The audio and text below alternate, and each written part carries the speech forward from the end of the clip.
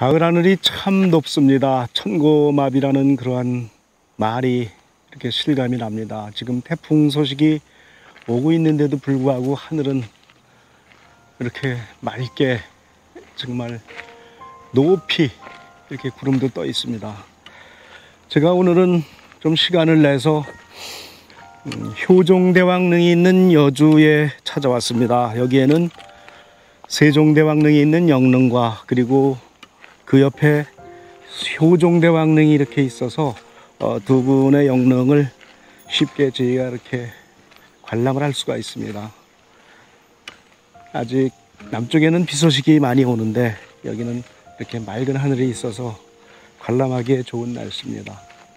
여러분들한테 효종대왕릉을 제가 찾아온 목적은 최근에 그 소현세자에 관련해서 여러 가지 기록물들을 보다가 소현세자와 그리고 복림대군이었던 효종께서 청나라 가서 수모를 당하시고 여러 가지 우여곡절 끝에 돌아오셔서 결국 소현세자는 어떻게 보면 비명행사를 하신 것이고 아버지 인조에 의해서 독사를 당했다는 그런 얘기도 있습니다. 비명행사를 했다고 제가 이렇게 표현을 해드렸고요. 어쨌든 그 동생이신 지금 효종께서 복림대군인 효종께서 왕위를 물려받아 가지고 약 10년간 조선을 구하려고 애를 많이 쓰셨는데 결국 이렇게 오래 계시지도 못하고 또 효종께서도 서거를 하셨습니다.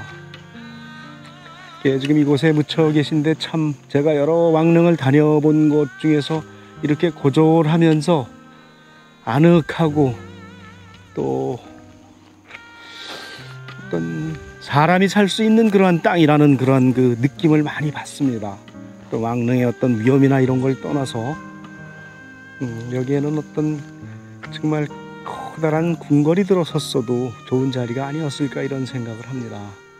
이곳에서 효종대왕릉에 대한 어떤 그 풍수적인 감결도 좀 해보고 그 다음에 역사적인 그러한 그 비하인드 스토리도 같이 한번 살펴볼까 합니다. 그리고 아울러 소현세자가 묻히신 저쪽 서삼릉 쪽은 일반인들이 들어가는데 많은 제약이 있어서 좀 가기가 어려울 듯 합니다. 그래서 오늘 효종대왕릉과 함께 소현세자의 그 어떤 여러 가지 가슴 아픈 이야기도 여러분과 함께 좀 살펴볼까 합니다. 잠시 후에 여러분께 효종께서 묻히신 능 쪽으로 안내를 해드리겠습니다. 그리고 특이하게 이 효종께서 묻히신 곳은 왕의 무덤이 있고 그 밑에 왕비의 무덤이 따로 이렇게 지금 조성이 되어 있는 유일한 곳입니다. 조선 17대 임금이었던 효종은 1619년에서 1659년까지 사셨습니다. 그리고 임금으로서 지냈던 기간은 1649년에서 1659년까지 약 10년간입니다. 효종께서 1659년에 돌아가시자 처음에는 구리시에 있는 동근릉에 능을 조성하였으나 거기에 문제가 좀 생겼다고 합니다. 병풍석에 틈이 생기고 여러 가지 문제가 생겨서 1673년에 이쪽으로 이렇게 이장을 하신 걸로 되어 있습니다.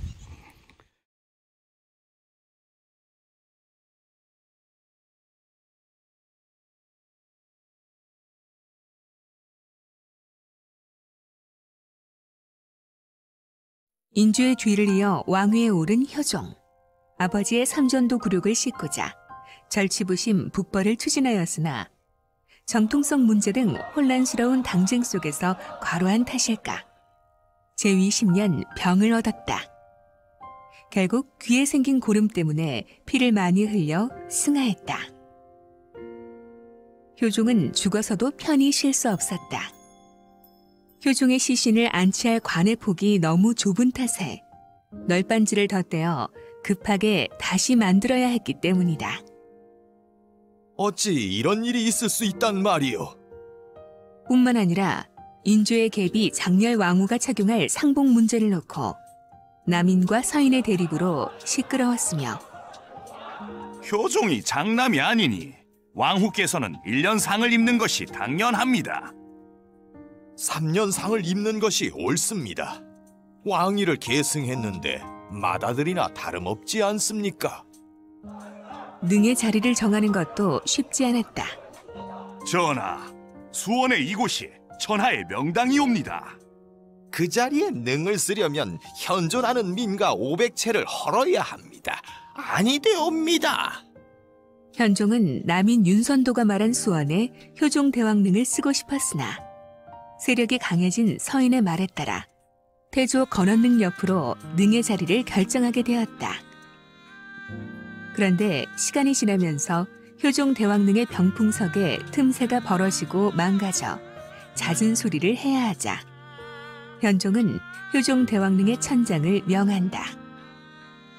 성물에 틈이 생겨 더 이상은 유지가 어려우니 좋은 자리를 찾아 능을 옮기도록 하라.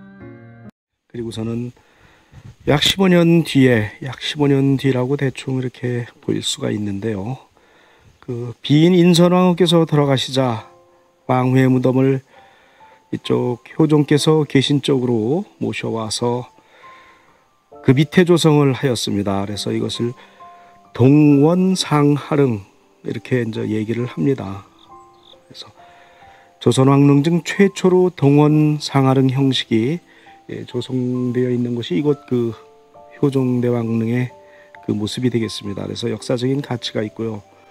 더군다나 이곳은 그 조선 왕실의 그 제실 중에서 조선 왕릉의 그 제실 중에서 유일하게 그 형태가 다 갖추어져 있는 그러한 그 모습을 보이고 있는 곳입니다. 그래서 이것을 더 역사적인 그런 그 가치가 있다고 생각을 합니다. 특히 그 조선 왕릉의 그 제실들이 일제 그 강점기를 거치고 6.25 전쟁을 거치면서 대부분 멸실되었고 그 다음에 원형이 훼손돼 가지고 제대로 갖추어지는 곳이 없습니다. 그러나 이곳은 조선왕릉 그 제실 중에서 기본 형태가 가장 잘 남아있고 공간 구성과 배치가 아주 뛰어나서 보물로 이렇게 지정이 되어 있습니다. 제가 이곳에 들어오면서 처음 느꼈던 것은 사람이 살 수 있는 그런 공간이 아니었을까. 만일 왕릉을 지었다면 이런 말씀을 드렸었는데 여기에 오면서 느끼는 것은 인간과 신이 같이 공존할 수 있는 그러한 공간으로서 여기서 느껴집니다. 이렇게 편안함을 느끼게 하는 그러한 그 기운이 여기에 이렇게 서려 있습니다. 잠시 후에 여러분께 보여드릴 그 효종대왕릉과 인산왕릉을 보면서 풍수적인 그 소견을 말씀을 드리겠습니다. 그러면서 과연 어떠한 기운이 이곳에 흘렀길래 이러한 느낌을 제가 들어가는 초입부터 받고 있는지 여러분께 안내를 해드릴 예정입니다. 지금 여러분께서 보고 계신 이 나무는 회양목인데요. 우리가 일반적으로 도장나무라고 얘기를 합니다. 도장을 팔 때 아마 이 나무를 많이 쓴다고 이렇게 일반적인 얘기들을 하는데 일반적으로 회양목은 이렇게 바닥에 얇게 깔려가지고 정원의 돌틈 사이에 이렇게 심어서 정원수로 이렇게 조경수나 뭐 이런 걸로 쓰고 있는데 이렇게 큰 나무 지금 300년이 넘은 나무입니다. 그래서 2005년도에 이것을 천연기념물로 지정을 했습니다. 아마 여러분께서 이렇게 큰 회양목을 보신 기억이 없을 겁니다.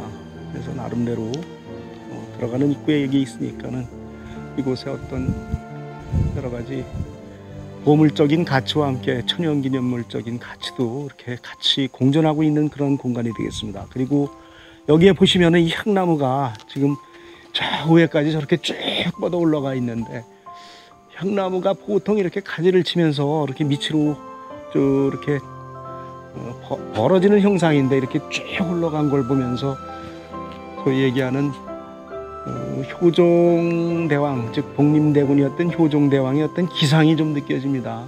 청나라에 당했던 그 수모를 갚기 위해서 나름대로 북벌 계획을 꼼꼼히 세우고 어떤